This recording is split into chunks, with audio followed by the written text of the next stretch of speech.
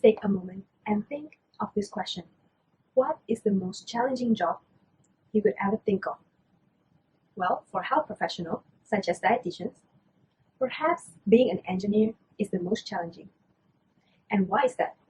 Of course, because dietitians never learn about technical stuff.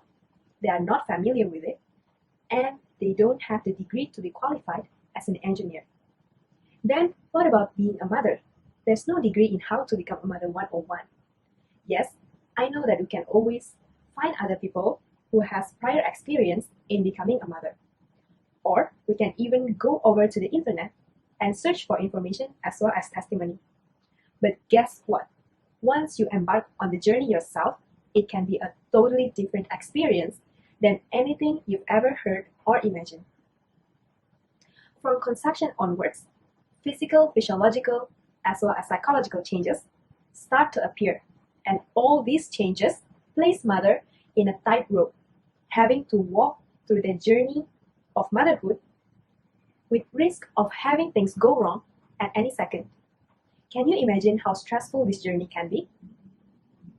My research focused on maternal psychological health and factors revolving around it.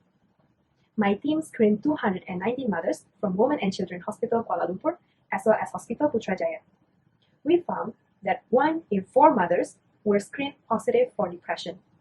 This number is quite alarming because depression is an enemy we shall fight against. Depression leads to low quality of life of mothers. It reduces maternal sensitivity as well as interfere with mother and child relationship or bonding.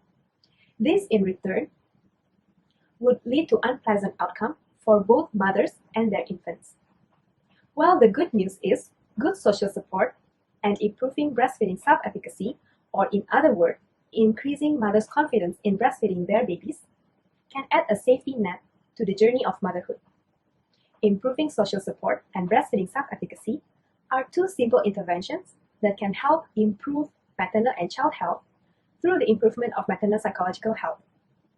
Now the big question is, what is currently being done in order to prevent mother from falling while walking in a tightrope? Perhaps screening for psychological health of mothers, especially among those with low birth weight infants, preterm infants, as well as those having breastfeeding pain and problems, can help to open our eyes to target group for intervention. Let's ensure that there's a safety net for all mothers throughout their journey of motherhood. Because in the end, this is what it takes to make a healthy population. Thank you.